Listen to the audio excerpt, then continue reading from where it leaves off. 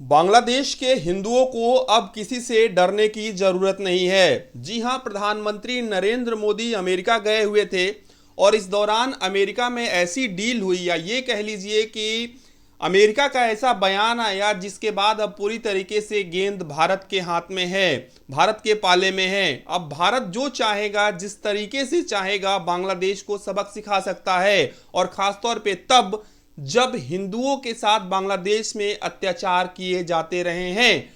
आपने देखा होगा कि बांग्लादेश में तख्ता पलट हुआ और किस तरीके से वहां पर सरकारें बदली, किस तरीके से तमाम जो लोग हैं उन्होंने वहां पर कमान संभाली। लेकिन सबसे बड़ी बात है कि इस दौरान शेख हसीना को वहां से भागना पड़ा और कहीं ना कहीं शेख हसीना भारत में शरण लेती हैं और उसके बाद शुरू होता है हिंदुओं को प्रताड़ित करने का सिलसिला। आगे हम आपको बताएंगे कि डोनाल्ड ट्रंप ने आखिर क्या कुछ कहा है, लेकिन सबसे पहले जान लीजिए कि लगातार बांग्लादेश के हिंदुओं को प्रताड़ित किया गया, परेशान किया गया। ये कोशिश की गई कि बांग्लादेश के तमाम जो हिंदू हैं वो देश छोड़कर चले जाएं। कई हिंदुओं ने वहां पर आवाज उठाई। उत्तर प्रदेश के मुख्यमंत्री योगी आदित्यनाथ ने यहां से आवाज उठाई थी, प्रधानमंत्री नरेंद्र मोदी ने भी आवाज उठाई थी और सोशल मीडिया पर भी पोस्ट किया था, और खासतौर पर बांग्लादेश के हिंदुओं का जिक्र करते हुए पोस्ट किया था। लेकिन बांग्लादेश की सरकार जो है वो उस तरीके से सुध नहीं ले रही थी। लगातार घड़ियाली आंसू बहाए जा रहे थे कि बांग्लादेश में हिंदुओं के साथ कुछ नहीं हो रहा है, फलाना ढिमकाना, तमाम स्टेटमेंट जारी किए जा रहे थे। लेकिन अब चूंकि अमेरिका के दौरे पर प्रधानमंत्री गए, प्रधानमंत्री ने तमाम अलग अलग विषयों पर डोनाल्ड ट्रंप से बातचीत की। इस दौरान जब डोनाल्ड ट्रंप से पूछा गया कि बांग्लादेश को लेकर अमेरिका क्या कुछ अमेरिका का स्टैंड है, डोनाल्ड ट्रंप ने कहा कि पीएम मोदी जो है वो उस पर फैसला करें, यानी कि पीएम मोदी को जो फैसला करना है वो करें। आप देखिए कि बांग्लादेश देशियों की अगर हम बात करें जो अवैध रूप से भारत में रहते हैं, इलीगल तरीके से रहते हैं, या फिर रोहिंग्याओं की बात करें, उनको भारत से खदेड़ना एक बहुत बड़ी चुनौती भारत के लिए है।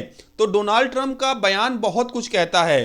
तो आप लोगों को क्या लगता है कि वाकई में जो बांग्लादेशी हैं, जो रोहिंग्या हैं, उनको भारत से कानूनन अवैध रूप से जो रह रहे हैं उनको हटाना चाहिए कानूनन? हमें कमेंट कर जरूर बताइएगा।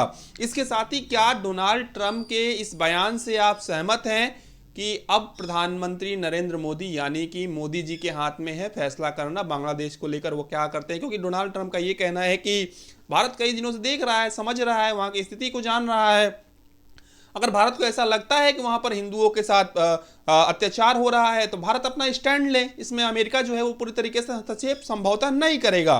तो एक तरीके से ये कह सकते हैं कि बांग्लादेश को लेकर अमेरिका ने अपना जो रुख है लगभग लगभग साफ कर दिया है। और प्रधानमंत्री नरेंद्र मोदी की वो तस्वीर आपने देखी होगी जब जो डोनाल्ड ट्रंप हैं, अमेरिका के राष्ट्रपति हैं, उन्होंने प्रधानमंत्री नरेंद्र मोदी के लिए कुर्सी को आगे किया या उनके कुर्सी को सेट किया बैठने के लिए। तो ये चीज़ें दिखाता है कि भारत किस तरीके से मजबूत है, सशक्त है, और खासतौर पे प्रधानमंत्री नरेंद्र मोदी के नेतृत्व के बाद इतना मजबूत और सशक्त हुआ है। आप लोग अपनी राय हमें कमेंट करिए, हमारे इस यूट्यूब चैनल को सब्सक्राइब कर लीजिए, इस वीडियो को ज़्यादा से ज़्यादा शेयर करिए। धन्यवाद।